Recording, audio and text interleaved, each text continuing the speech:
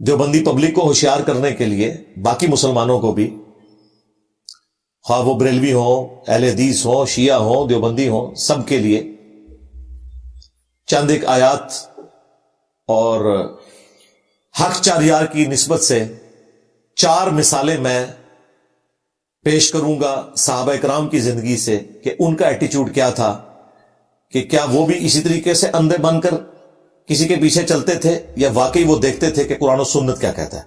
السلام علیکم ورحمۃ اللہ وبرکاتہ۔ بریلوی، دیوبندی اور باقی فرقوں کی عوام ہوشیار ہو جائے، اور اس بارے میں جو ہے علی مرزا نے کچھ چیزیں بتائی ہیں اور بولا ہے کہ اور میری بات کان کھول کر سن لے اور ذہن میں بھی بٹھا لے۔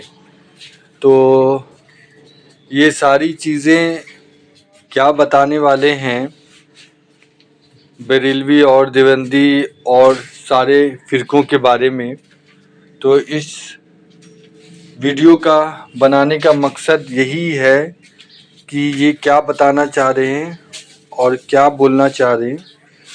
تو یہ ساری چیزیں جو ہیں آپ خود اس ویڈیو میں سن سکتے ہیں، اور ہم سب یہی دعا کریں کہ اللہ ہم سب کو اللہ اور اللہ کے رسول کے بتائے ہوئے راستے پر چلنے کی توفیق عطا فرمائے، آمین ثم آمین۔ ایک دفعہ دروشی پڑھ لیں۔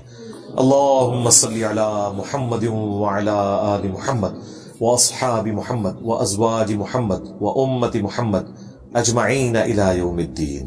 میرے بھائیو، قرآن حکیم میں اللہ تبارک و تعالی نے یہود و نصارہ کی خرابیوں کا ذکر کرتے ہوئے ایک خرابی کا ذکر کیا۔ سورہ التوبہ کی آیت نمبر 31، اتخذوا احبارہم ورہبانہم اربابا من دون اللہ۔ یہود و نصارہ نے اپنے احبار کو یعنی علماء کو اور رہبان یعنی صوفیاء کو، جوگیوں کو رب مان لیا ہوا تھا اللہ کے مقابلے پر۔ اب یہ جو ایٹیچیوڈ ہے، اس کی ایکسپلینیشن خود نبی صلی اللہ علیہ وآلہ وسلم نے کی۔ عدی ابن حاتم جو مشہور فیاض عرب کے تھے، حاتم تائی، وہ کرسچن تھے اور ظاہر اہل فطرت میں وہ، ان کا بیٹا جو ہے وہ مسلمان ہوا، صحابی عدی ابن حاتم۔ وہ کہتے ہیں کہ میرے گلے میں سلیو لٹکی ہوئی تھی، اسی حالت میں میں نے اسلام قبول کیا، اور میں نے رسول اللہ صلی اللہ علیہ وآلہ وسلم سے عرض کی کہ اے اللہ کے رسول صلی اللہ علیہ وآلہ وسلم، قرآن میں ایک آیت ایسی ہے جو مجھے کھٹکتی ہے، اور وہ آیت یہ ہے کہ یہود و نصارہ نے اپنے علماء کو اور اپنے صوفیوں بزرگوں کو رب مان لیا تھا اللہ کے مقابلے پر۔ تو یا رسول اللہ، ہم تو اپنے علماء اور بزرگوں کی پرستش تو نہیں کرتے تھے، تو قرآن میں ہمیں اس اعتبار سے کیوں کہا گیا؟ تو جواب ذرا سنیں۔ نبی صلی اللہ علیہ وآلہ وسلم نے فرمایا، یہ حدیث جامع ترمذی کے اندر موجود ہے، اور سلسلہ احادیث صحیحہ میں شیخ البانی لے کر آئے اس حدیث کو۔ آپ صلی اللہ علیہ وآلہ وسلم نے فرمایا کہ اے عدی ابن حاتم، کیا جب تمہارے علماء اور یہ رہبان تمہیں کوئی بات بتاتے تھے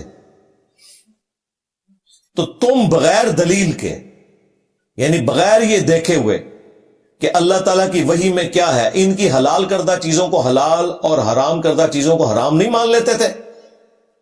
ان کا یا رسول اللہ ایسے ہی تھا۔ فرمایا یہی تو ان کو رب بنانا ہے، کیونکہ شریعت کا کسٹوڈین اللہ ہے اور اس کے بہاف کے اوپر پروفٹ ہے، باقی تو سب فالوور ہے۔ یعنی نبی الاسلام دوسرے الفاظ میں یہ کہہ رہے تھے، عدی ابن حاتم تم نے کر لینا تھا غور کہ کتابوں کا دین اور ہے، بابوں کا دین اور۔ ہاں، آگے سے انہوں نے نہیں کہا کہ یا رسول اللہ علماء سے تو پوچھ کے چلنا چاہیے، تو میں علماء سے ہی پوچھتا تھا نا۔ اس کا مطلب ہے کہ علماء سے بھی جو پوچھنا ہے نا، تو ان سے یہ پوچھنا ہے کہ بھائی لکھا کہاں ہوا ہے۔ ہاں، یہ نہیں کہ آپ کا کیا اس میں نظریہ ہے، یہ نبی الاسلام یہ بتا رہے ہیں۔ اسی کو میں نے عرض کیا مرنے سے پہلے، اے مسلمان کر لے اس پہ غور، کتابوں کا خدا اور ہے، بابوں کا خدا اور، کتابوں کا پیمبر اور ہے، بابوں کا پیمبر اور، کتابوں کا دین اور ہے، بابوں کا دین اور. اگرچہ بابے بھی اسی خدا رسول اور دین کے ماننے والے تھے، لیکن انہوں نے تعلیمات جو پیش کی وہ اپنے بزرگوں کی پیش کی، گویا کہ پھر وہ اس خدا رسول کے ماننے والے نہ تھے. زبان حال سے، یعنی ایک شستہ اردو میں محاورتاً یہ بات کرتا ہوں. اور نبی اسلام نے بھی یہی کیا نا. ڈائریکٹ تو وہ عبادت کوئی نہیں کر رہے تھے، لیکن نبی اسلام نے کہا یہی ان کو رب بنانا ہے کہ ان کی بات کو بغیر تحقیق کے مان لو. تو بھائی جب ہم کہتے ہیں کہ تمہارے بزرگوں کا خدا اور ہے تو یہ ان کو رب ماننا ہے. بزرگوں کو، تمہارے بزرگوں نے اپنے بزرگوں کو رب مانا ہوا تھا. یہ نبی اسلام نے ڈیفینیشن کی ہوئی ہے کہ کتابوں کا خدا اور ہے، بابوں کا خدا اور. دیکھیں نا، وہ عدی بن حاتم کہہ رہے ہیں میں تو نہیں پوچھ رہا. یہ مجھے کہتے ہیں نا انجینئر صاحب کہتے ہیں ہمارے بابوں کا خدا اور ہے، تو عدی بن حاتم نے کیوں نہیں رسول اللہ کو کہا کہ یا رسول اللہ یہ آپ ہمارے اوپر جھوٹا الزام لگا رہے ہیں؟ انہوں نے سوال کے انداز میں پوچھا کہ ہم نہیں پوچھتے تھے. آپ نے فرمایا گویا کہ پوچھتے ہی تھے. جب ان کی بات کو بغیر دلیل کے مانتے تھے کہ وہی میں کیا لکھا ہے، گویا انہی کو پوچھ رہے تھے. ثابت ہو گیا نہیں؟ ہاں. اور نبی الاسلام کی یہ تربیت اللہ نے کی ہے قرآن میں. ایتونی بکتاب من قبل ھذا او اثارۃ من علم ان کنتم صادقین. اے نبی ان سے فرماؤ کہ اگر تم نے کوئی دلیل پہ مجھ سے بات کرنی ہے، قرآن کو نہیں مانتے، تو ایتونی بکتاب من قبل ھذا، اس کتاب سے پہلے کوئی اور کتابیں ہیں نا وہ لے آؤ میرے پاس. او اثارۃ من علم، یا علم کے آثار، کوئی انبیاء کی وحی، کوئی انبیاء کی سنت، احادیث چلتی آ رہی ہوں وہ لے آؤ. جو لوگ کہتے ہیں نا سنت کا ذکر قرآن میں کہا ہے، اس میں موجود ہے. یا کتاب لے آؤ یا انبیاء کے آثار لے آؤ اگر تم سچے ہو. تو نبی الاسلام کی اللہ نے خود تربیت کی ہے کہ کتابوں سے بات کرنی ہے. یہ نہیں کہ بزرگ فرماتے ہیں اور بابے فرماتے ہیں.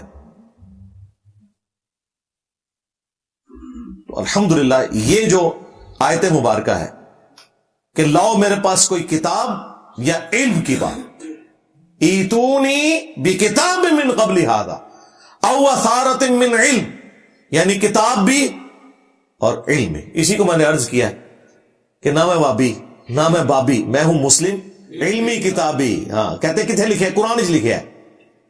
ایتونی بکتاب من قبل ھذا او اثارۃ من علم. ہم مسلم ہیں، کتاب اور علم کے مطابق چلنے والے ہیں، نہ کہ بزرگوں کی گستاخانہ تعلیمات، ان کی ذاتی خرافات پہ چلنے والے ہیں. اور پھر اللہ کے محبوب صلی اللہ علیہ وآلہ وسلم نے اپنی امت کو یہی چیز ٹرانسفر کی ہے. المستدرک للحاکم میں حدیث موجود ہے. اپنے بعد دو چیزیں چھوڑ کے جا رہا ہوں جنہیں مضبوطی سے پکڑ لو گے کبھی گمراہ نہیں ہوگے. ایک اللہ کی کتاب ہے اور دوسری اس کے رسول کی سنت صلی اللہ علیہ وآلہ وسلم. اور صحیح مسلم میں اوپر تلے 4 احادیث ہیں، اس میں قرآن اور اہل البیت کا ذکر ہے. 2 بھاری چیزیں چھوڑ کے جا رہا ہوں. پہلی چیز اللہ کی کتاب ہے، اس میں ہدایت ہے، اس میں نور ہے. تم اللہ کی کتاب کو پکڑو، اپنا تعلق اس کتاب کے ساتھ مضبوط کرو. اللہ کی کتاب اللہ کی رسی ہے، جو اسے پکڑے گا ہدایت پر ہوگا، جو چھوڑ دے گا گمراہ ہو جائے گا. وَاعْتَصِمُوا بِحَبْلِ اللَّهِ جَمِيعًا وَلَا تَفَرَّقُوا. تم سب کے سب مل کر اللہ کی رسی کو مضبوطی سے تھام لو اور فرقوں میں مت بٹو. تو نبی الاسلام نے اس آیت کی تشریح خود کر دی کہ اللہ کی رسی کیا ہے؟ قرآن. اور دوسری بھاری چیز میرے اہل البیت ہیں، میں اپنے اہل البیت کے معاملے میں تمہیں اللہ کا خوف دلاتا ہوں. اور یہ جملہ آپ نے 3 دفعہ ریپیٹ کیا کہ میں اپنے اہل البیت کے معاملے میں تمہیں اللہ کا خوف دلاتا ہوں. مراد یہ کہ میرے بعد ان کے ساتھ حسن سلوک کرنا. امت بالکل الٹ چلی، نہ قرآن کو پکڑا اور نہ اہل البیت کو زندہ چھوڑا، بالکل الٹ چلی. سورۃ النساء میں ایک بڑی زبردست آیت مبارکہ ہے، 59 نمبر. یا ایھا الذین آمنوا اطیعوا اللہ واطیعوا الرسول. اے اہل ایمان، اطاعت کرو اللہ کی اور اطاعت کرو اس کے رسول کی. وَأُولِي الْأَمْرِ مِنْكُمْ، اور اپنے حکمران کی بھی. لیکن حکمران کے ساتھ اطاعت کا لفظ نہیں آیا. یہ فرق کیوں اللہ نے کیا؟ تاکہ یہ پتہ چل جائے کہ ایبسولوٹ اطاعت اللہ اور اس کے رسول کی ہے، حکمران کی ریلیٹو ہے. اطاعت کا لفظ اللہ کے ساتھ بھی آیا، رسول کے ساتھ بھی. اطیعوا اللہ واطیعوا الرسول، لیکن پھر تیسری دفعہ اطیع کا لفظ نہیں آیا. ویسے تو دوسری دفعہ بھی ضرورت نہیں تھی. اللہ کی اطاعت، رسول کی اطاعت تو ایک ہے، من یطع الرسول فقد اطاع اللہ، جس نے رسول کی اطاعت کی اس نے اللہ کی اطاعت کی. لیکن اللہ تعالیٰ نے فرق واضح کرنا تھا کہ دو ہستیاں ہیں جن کی ایبسولوٹ اطاعت ہوگی، اللہ اور اس کے رسول کی. وَأُولِي الْأَمْرِ مِنْكُمْ، لیکن جو تم میں حکمران ہے اس کی بھی اطاعت ہوگی، خلیفہ وقت کی. اور اسی سے انہوں نے ڈیڈکٹ کرتے ہوئے نا اماموں کی تقلید بھی ثابت کی ہے. وہ کہتے ہیں اولو الامر میں صرف خلیفہ وقت نہیں داخل، ہمارے بڑے بڑے جو مجتہد حضرات ہیں، بزرگان دین ہیں، وہ بھی شامل ہیں. چلو ٹھیک ہے، کوئی مسئلہ نہیں، کر لو، تکے نہ لپا لو بچ، کوئی مسئلہ نہیں. اگے بڑھ. فَإِن تَنَازَعْتُمْ فِي شَيْءٍ، اگر تمہارا تنازع ہو جائے نا بزرگان دین کے ساتھ، خلیفہ وقت کے ساتھ، ظاہر تنازع اللہ رسول سے تو نہیں ہو سکتا، وہ تو کافر ہو گیا. فَرُدُّوهُ إِلَى اللَّهِ وَالرَّسُولِ، تو معاملے کو تم نے پلٹانا ہے اللہ اور اس کے رسول کی جانب. اب یہاں پہ یہ نہیں آیا کہ معاملے کو پلٹانا ہے بزرگان دین کی طرف، حکمران وقت کی طرف، خلیفۃ المسلمین کی طرف، خواہ وہ خلیفہ راشد ہی کیوں نہ ہو، نہیں کہا گیا. وہ میں آپ کو بعد میں مثال دوں گا کہ خلیفہ راشد نے بھی جہاں کہیں قرآن و سنت سے وہ ہٹے تو باقی صاحب نے ان کی اصلاح کر دی.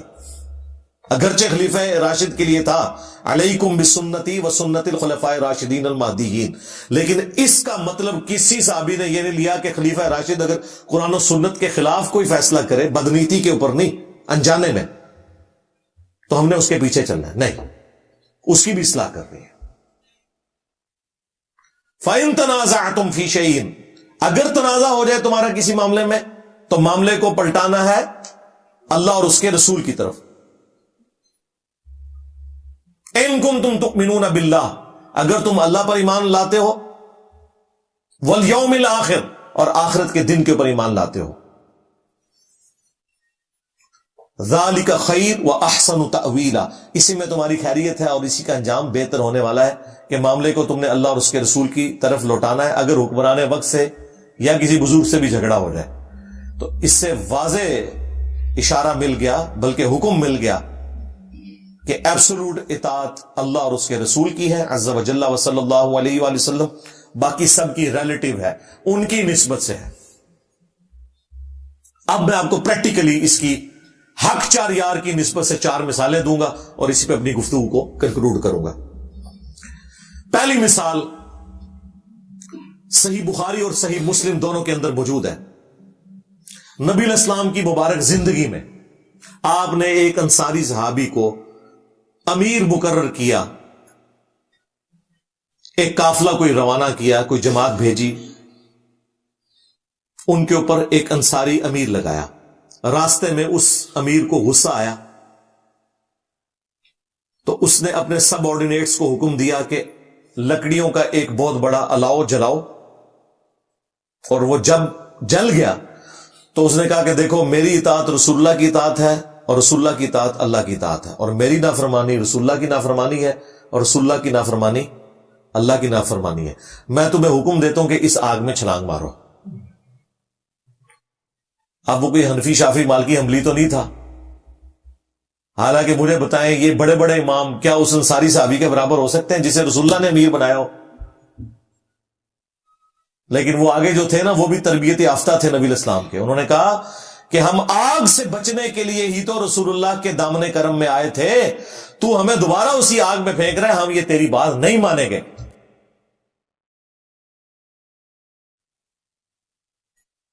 واپسی پہ یہ جھگڑا رسول اللہ کی خدمت میں جب پیش کیا گیا تو آپ صلی اللہ علیہ وآلہ وسلم نے فرمایا اگر تم اس کی بات مان لیتے میرے امیر کی بھی، حالانکہ انہوں نے جو امام کھڑے کیے نا وہ رسول اللہ کے کھڑے کردہ امام نہیں ہیں، ہم ان کے احترام کرتے ہیں، لیکن ان کی طرف جو چیزیں غلط منسوب ہیں انہیں ہم غلط کہیں گے. جس طرح ہم حضرت عیسیٰ ابن مریم کا تو احترام کرتے ہیں، لیکن عیسیٰ ابن مریم کی طرف جو غلط عقیدے منسوب کر دیے کرسچنز نے وہ ہم ماننے کے لیے تیار نہیں ہیں. آپ نے فرمایا اگر تم اس کی اطاعت کرتے اور اس آگ میں چھلانگ لگاتے تو جہنم کی آگ میں جا کے نکلتے سیدھے. پھر نبی علیہ السلام نے فرمایا اللہ کی نافرمانی میں مخلوق کی اطاعت نہیں ہے، مخلوق کی اطاعت صرف معروف میں ہے، منکر میں نہیں ہے. بالکل کلیئر کٹ عقیدہ.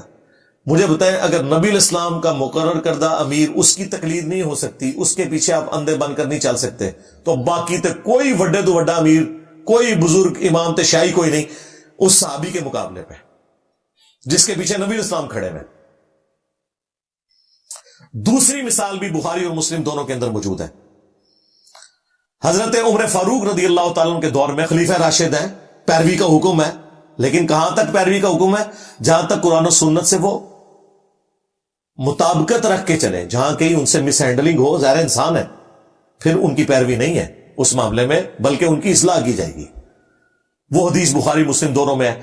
حسان ابن ثابت مسجد نبوی میں بیٹھ کے نعتیہ اشعار پڑھ رہے تھے. حضرت عمر اپنے دور خلافت میں وہاں سے گزرے, انہیں صرف تیکھی نظروں سے دیکھا, زبان سے کچھ نہیں بولا, لیکن وہ صحابی اگرچہ شاعر تھے, شاعر بڑے کمزور دل لوگ ہوتے ہیں, ان میں بہادری والا کوئی ایلیمنٹ ہی نہیں ہوتا اس طرح کا, اور پھر حضرت عمر سامنے کھڑے ہوں, ان کا عمر اس طرح مت دیکھ میری طرف, تجھ سے بہتر شخص مسجد میں ہوتے تھے, میں انہیں بھی نعت سناتا تھا.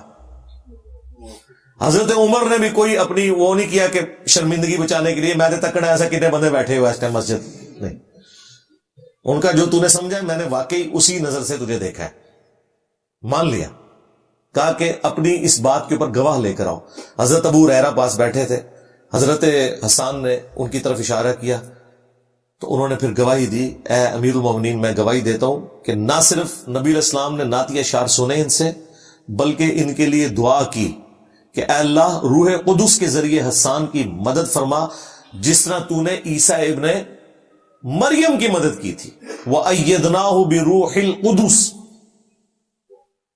بلکہ مسلم میں تو الفاظ ہے حسان ہمارے تیر اور تلواریں اتنا زخم نہیں دیتے ان کافروں کو جو تیرے اشعار دیتے ہیں, کیونکہ عرب کے لوگ اپنی زبان کے اوپر بڑا ناز کرتے تھے نا, تو وہ پھر اشعار وہ کام کرتے تھے. دیکھیں نا ہمارا ایک شعر سب کو لے ڈوبا نہیں ہے, میرے نبی سا ہائی کوئی نہیں, تیرے بابے تھے شاہی کوئی نہیں. آپ دیکھیں نا اس کے اندر کتنی جان ہے. ہاں, انا النبی لا کذب انا ابن عبد المطلب, میں نبی ہوں اس میں کوئی شک نہیں, میں عبد المطلب کا بیٹا ہوں اس میں کوئی شک نہیں. یہ رجز پڑا تھا نبی علیہ السلام نے غزوہ حنین میں, تو اس میں جو جان ہے تو یہ اشعار کے اندر جان. تو حضرت عمر فاروق رضی اللہ تعالیٰ عنہ نے جب یہ بات سنی وہاں سے چلے گئے. اس واقعے سے کتنے مدنی پھول نکلے. نمبر 1, کوئی بڑے سے بڑا انسان ہو, امام ہو, بزرگ ہو, صحابی ہو, خلیفہ راشد ہی کیوں نہ ہو, سیدنا عمر, ان کے ساتھ بھی ایسا ہو سکتا ہے کہ ان سے کوئی بات چھپی رہ جائے, کوئی حدیث ان تک نہ پہنچی ہو. تو تواڈے امام تے شاہی کوئی نہیں, کہتے نہیں اماموں کو نہیں تھا پتا, بزرگوں کو نہیں پتا. اور حضرت عمر کو حدیث کا نہیں پتا تھا, تو کیا حضرت عمر کا مرتبہ گر گیا؟ نہیں, یہ ہو سکتا ہے. نمبر 2, حضرت عمر نے یہ درس دیا کہ قرآن و سنت سے جو بھی دلیل پیش کرے پھر تم نے اپنی بزرگی کو نہیں دیکھنا. اگرچہ وہ خلیفہ راشد تھے, ان کی پیروی کا حکم تھا, لیکن اس وقت تک حکم تھا جب تک قرآن و سنت کے خلاف کوئی بات نہ ہو. حضرت عمر بیک فٹ پہ چلے گئے. نمبر 3, حضرت ابو ہریرہ کی گواہی کو انہوں نے قبول کیا. یعنی حضرت ابو ہریرہ حضرت عمر کے نزدیک ثقہ اور صدوق تھے. بعض غالی شیعہ کی طرف سے, رافضیوں کی طرف سے یہ اعتراض کیا گیا کہ ان کا کنفلکٹ تھا, وہ کنفلکٹ تھا, وہ معاملہ کوئی اور تھا, لیکن روایت حدیث میں حضرت عمر حضرت ابو ہریرہ کو ثقہ اور صدوق مانتے تھے, ان کی حدیثیں قبول کرتے تھے. اور چوتھا رزلٹ یہ نکلا کہ حسان ابن ثابت شاعر ہونے کے باوجود انہوں نے یہ پرواہ نہیں کی کہ میرے سامنے کون بندہ کھڑا ہے. قرآن و سنت کی روشنی میں انہوں نے ان سے اختلاف کرنے کی جرت کی. یہ بھی رزلٹ نکلا. 2 مثالیں ہو گئی. تیسری مثال سنیں. صحیح بخاری میں حدیث ہے, ایک صحابی کہتے ہیں کہ جنگ جمل کے دنوں میں مجھے ایک حدیث نے بڑا نفع پہنچایا کہ میں نے رسول اللہ صلی اللہ علیہ وآلہ وسلم سے یہ سنا تھا کہ جو قوم اپنی حکومت یا عمارت کسی عورت کے سپرد کر دے وہ کبھی فلاح نہیں پائے گی. جب کسرا کے لوگوں نے ایک عورت کو حاکم بنایا تھا تو نبی علیہ السلام نے اس پہ یہ ورڈکٹ دی تھی. میں نے ارادہ کیا کہ میں حضرت علی کے خلاف حضرت عائشہ کا ساتھ دوں، لیکن میں پھر حضرت عائشہ کی سپورٹ سے پیچھے ہٹ گیا، کیونکہ نبی علیہ السلام کی حدیث مجھے یاد آ گئی کہ جب عورت کے حوالے حکومت ہو جائے تو وہ قوم فلاح نہیں پا سکتی۔ میں نے یہ رزلٹ نکال لیا کہ حضرت عائشہ اور ان کے ساتھی فلاح نہیں پائیں گے حضرت علی کے مقابلے پہ، تو میں پیچھے ہٹ گیا۔ اندازہ کریں صحابہ کرام کا یہ عقیدہ تھا کہ جسے فٹ اسے گفٹ، اگرچہ یہ حدیث ایک آتش پرست عورت سے متعلق تھی، اور اس صحابی نے لگائی کس جگہ پہ؟ اما عائشہ کے اوپر سلام اللہ علیہا، لیکن بے احترامی نہیں کی۔ اس زمانے میں یہ نہیں ہوتا تھا اے بتاں لی آیتاں نے، اے کافراں لی آیتاں نے، اے وہابیاں لی آیتاں نے، اے سنیاں لی آیتاں نے، نہ، جو بھی جرم کرے گا وہ اس کیٹیگری میں فال کرے گا، وہ فٹ کر دیتے تھے۔ وہ کہتے تھے عمارت جو ہے نا وہ عورت کے سپرد نہیں ہونی چاہیے، بلکہ بخاری میں تو یہاں تک آیا کہ عمار ابن یاسر نے کوفے کے ممبر کے اوپر خطبہ دیا، اے لوگو، سیدہ عائشہ بصرہ کے لیے روانہ ہو چکی ہیں، وہ دنیا اور آخرت میں تمہارے نبی کی بیوی ہیں، یعنی مرتبہ نہیں کوئی کام کر سکتا۔ ہاں، ہم شیعان علی ہیں، عمار ابن یاسر والے، اما عائشہ دنیا اور آخرت میں ہماری ماں ہے، رسول اللہ کی بیوی ہیں، یہ مرتبہ ان سے کوئی نہیں چھین سکتا۔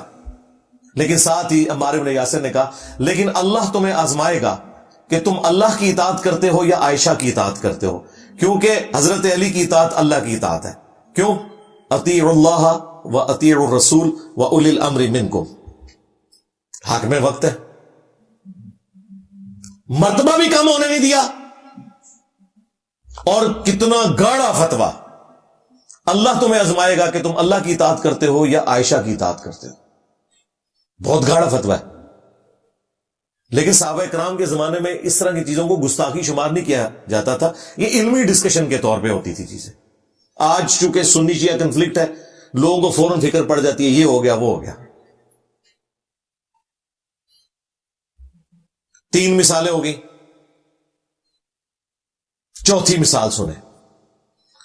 صحیح مسلم میں حدیث ہے، عبداللہ بن عمر بن عاص خانہ کعبہ شریف کے سائے میں بیٹھے ہوتے ہیں، ایک تابعی عبد الرحمن بن عبد رب کعبہ آتا ہے اور وہ ان کے سامنے بیٹھ کے اطاعت امیر کے اوپر حدیث مکمل سنتا ہے، بڑی لمبی حدیث۔ اینڈ پہ وہ سوال کرتا ہے کہ حضرت یہ حدیث آپ نے خود رسول اللہ سے سنی تھی صلی اللہ علیہ وآلہ وسلم؟ وہ کہتے ہیں ہاں، میں نے نبی اسلام کو دیکھا، میرے کانوں نے آپ کی بات سنی، میرے دل نے آپ کی بات یاد رکھی۔ اس نے آگے سے پھر وہ بات کی جو ان کے لیے ذرا ہضم کرنا مشکل ہے۔ اس نے کہا آپ تو ہمیں کہہ رہے ہیں اپنے امیر کی اطاعت کرو، اور آپ کے چچا کا لڑکا معاویہ ابن ابی سفیان جو ہمارے امیر ہیں اور آپ کے چچا زاد ہیں، وہ تو ہمیں حکم دیتے ہیں ہم لوگوں کو ناحق قتل کریں اور لوگوں کا مال حرام طریقے سے ہڑپ کریں، جبکہ اللہ قرآن میں کہتا ہے۔ اس تابعی نے صحابی کو آیت سنائی، سورۃ النساء کی آیت نمبر 29، یا ایھا الذین آمنوا لا تأکلوا اموالکم بینکم بالباطل، اے اہل ایمان حرام طریقے سے ایک دوسرے کا مال مت ہڑپ کرو۔ اور پھر اسی آیت میں آگے چل کے آتا ہے کہ ایک دوسرے کو ناحق قتل بھی نہ کرو۔ تو اللہ تو کہہ رہا ہے کہ آپ نے حرام خوری نہیں کرنی مسلمانوں کے ساتھ، نہ ناحق قتل والا معاملہ کرنا ہے، اور آپ کے چچا کا لڑکا معاویہ تو ہمیں کہتا ہے کہ ہم حرام خوری بھی کریں اور ناحق اپنے مسلمان بھائیوں کو قتل کریں۔ ہم اللہ کی بات مانیں یا اپنے امیر کی؟ اب یہ بات اتنی سخت تھی کہ عبداللہ بن عمر بن عاص خاموش ہو گئے تھوڑی دیر کے لیے، پھر سر اٹھا کر کہا کہ معاویہ کی اطاعت کرو ان معاملات میں جس میں وہ اللہ کے مطابق چلائے، اور جس میں وہ اللہ کی نافرمانی کرے تم معاویہ کی نافرمانی کرو رضی اللہ تعالیٰ عنہ۔ ہم تو ظاہر احترام سے ہی نام لیں گے۔ اور پھر انہوں نے فرمایا کہ آندھا کے بعد انجینئر کی ویڈیوز نہیں دیکھنی تم۔ یہ آج کل ایک اس میں ایڈ ہو گیا تشریح کے طور پہ، شرح کے طور پہ، حدیث میں نہیں تھا، کیونکہ میری حدیث بیان کردہ جو ہے وہ میں نے تو اس کے سامنے نہیں بیان کی ہوئی تھی حدیث تقتل الفیۃ الباغیہ، ہاں عمار تجھے ایک باغی جماعت قتل کرے گی، تو انہیں اللہ اور جنت کی طرف بلائے گا، وہ جماعت جہنم کی طرف بلائے گی، یہ میں نے تو حدیثیں انہیں پتا تھا یہ سب کچھ، اور وہ تابعی تھا. اور دیکھیں اس صحابی نے یہ بھی نہیں کہا کہ بھئی تم کسی صحابی کے اوپر اعتراض نہیں کر سکتے, تم تو جونیئر مسلمان ہو, تم تو تابعی ہو. اس زمانے میں اس قسم کی غلاظت نہیں ہوتی تھی. یہ حق چار یار کی نسبت سے میں نے آپ کو 4 مثالیں بیان کی. چلے 5 تن پاک کی نسبت بھی پوری کر دیتے ہیں. 5ویں مثال سن لیں, جامعہ ترمذی میں موجود ہے.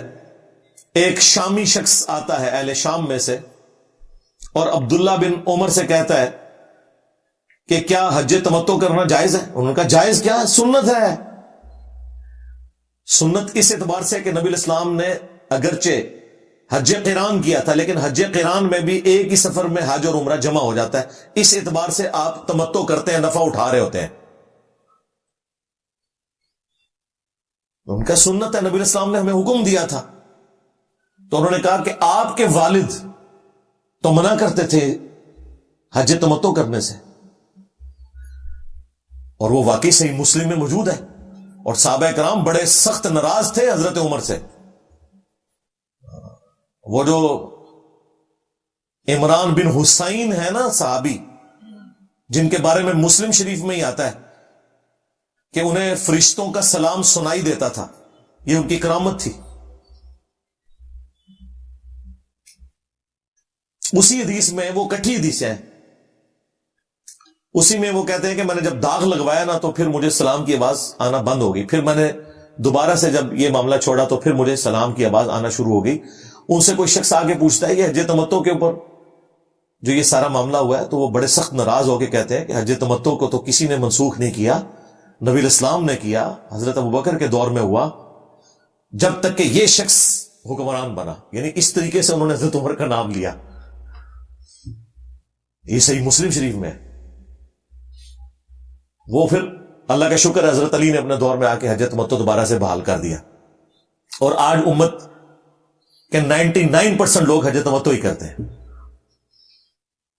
کیونکہ ایک سفر میں آپ حج اور عمرہ دونوں سے نفع اٹھا لیتے ہیں. مشرکین عرب جو ہے نا اس چیز کو گناہ سمجھتے تھے کہ حج کے دنوں میں کوئی عمرہ بھی ساتھ کرے. نبی الاسلام نے ان کی رسم توڑی کہ نہیں, میرے امتی دور دور سے آئیں گے, وہ بیچارے کیا بار بار سفر کریں گے, چلو ساتھ عمرے کا بھی ایک ان کو پیکج دے دیا جائے. صرف اس کے اگینسٹ پھر یہ ہوگا کہ وہ قربانی کریں گے, کیونکہ ایک سفر میں انہوں نے تمتع کیا ہے عمرے سے بھی حج کے ساتھ, تو وہ قربانی کریں گے. وہ قربانی حج کی قربانی نہیں ہوتی, وہ حج اور عمرہ کو جمع کرنے کی قربانی ہوتی ہے. اس لیے حج جو افراد ہے نا, جس میں اکیلا حج ہوتا ہے, اس میں قربانی بھی نہیں ہوتی, کیونکہ اس میں آپ ساتھ عمرہ نہیں کر رہے ہوتے. تو ترمذی کے الفاظ ہیں, ابن عمر رضی اللہ تعالیٰ عنہ سے جب اس شامی نے کہا نا کہ آپ کے والد تو منع کرتے تھے حج تمتع سے, انہوں نے کہا مجھے بتاؤ اگر کسی بات کا رسول اللہ حکم دیں اور میرا والد کوئی اور بات کرے تو کیا میرے باپ کی بات مانی جائے گی یا رسول اللہ کی بات مانی جائے گی؟ اس نے کہا حضور کی بات مانی جائے گی. تو انہوں نے کہا پھر حضور تو کرتے تھے, آپ نے حکم دیا تھا. اچھا وہ کتنا ہوشیار تھا, وہ اس نے پہلے منوایا حضرت عبداللہ بن عمر سے. کیسے منوایا کہ جی حج تمتع جائز ہے نا جی, تاکہ بعد میں بتایا کہ تو ابا جی نے بھی اس طرح کیتا سی, اور وہ ایکسپیکٹ کر رہا تھا کہ شاید ابے کی دھونس سن کے تو عبداللہ بن عمر بیک فٹ پہ چلے جائیں گے. انہوں نے کہا نہیں, میرا باپ بھی اگر کہے تو اس سے کیا فرق پڑتا ہے. کسی نے نہیں کہا کہ آپ کے ابا جنہوں نے رومن اور پرشین امپائر کو گرایا, امیر المومنین, خلیفہ راشد, اور آپ ان کے بارے میں یہ بات کر رہے ہیں کہ ان کی بات نہیں مانی جائے گی. ان کو پتا تھا رسول اللہ کے مقابلے میں بات ہو رہی ہے. یہی تو ہم نے عرض کیا, میرے نبی سا ہے ہی کوئی نہیں, کوئی بڑے سے بڑا بابا بزرگ شاید ہی کوئی نہیں نبی کے مقابلے پہ, ہمارے مقابلے پہ نہیں.